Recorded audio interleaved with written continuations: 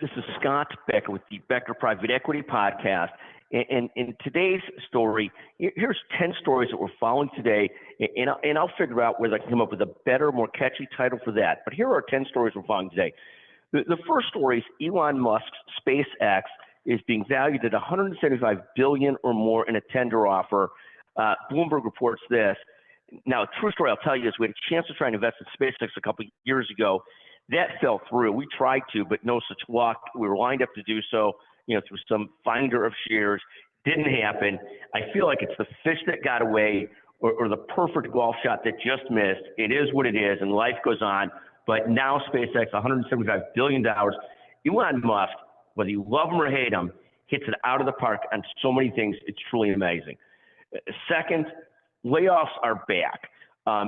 In November, saw the most layoffs in a couple of years. This year, we'll see the lowest hiring since 2015. Layoffs are double what they were in 2022.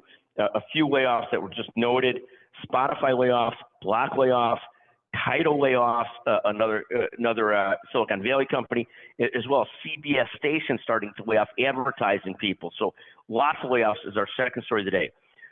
The third story of the day is the markets were whipsawed yesterday. They were up early and then they were down.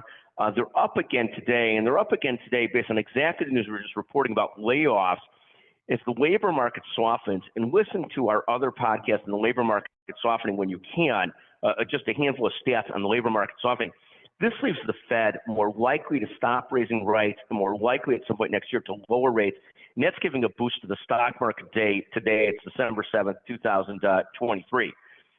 Fourth, two of the episodes we published yesterday that got great commentary and downloads.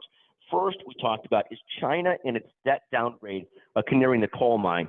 In essence, is China's artificial growth that was debt infused something we should worry about here?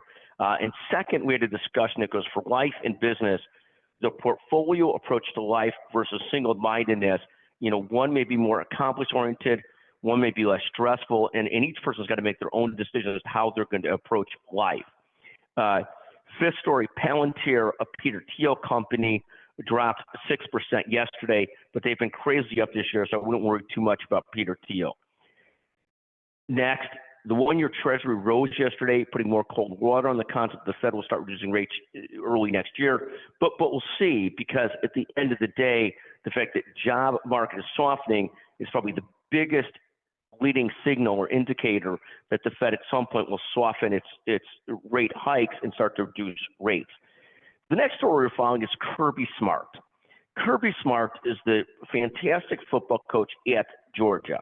And Kirby has won 2 national titles in a row. Their program was named #1 in the country. He then lost to Alabama last weekend, and now is not in the college football championship this year.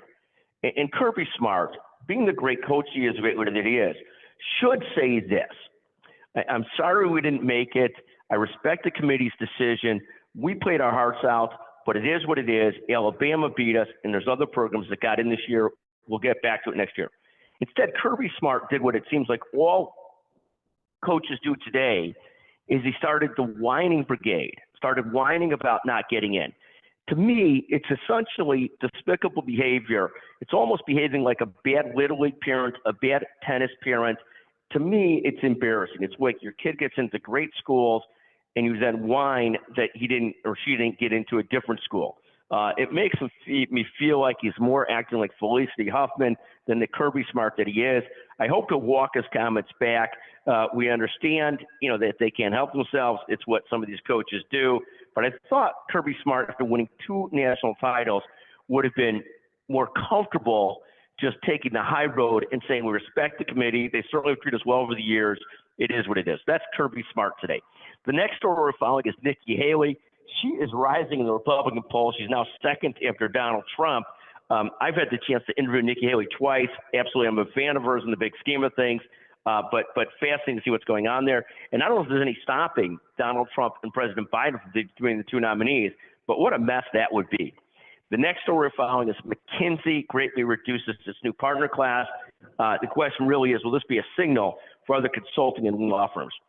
Finally, I'm thrilled to see both the Becker's Healthcare and Becker Private Equity podcast in the top 2025, the Apple Business News rankings. Great help from a lot of people to get there. But you're also thrilled to see some of our episodes released with Amber Walsh and Caleb McCann-Marty and Holly Buckley and Tim Fry at the intersection of healthcare and private equity. Do so well in downloads on the two podcasts.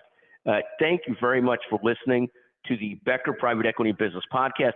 If you have any comments or questions, feel free to reach me, 773-766-5322. Thank you for listening.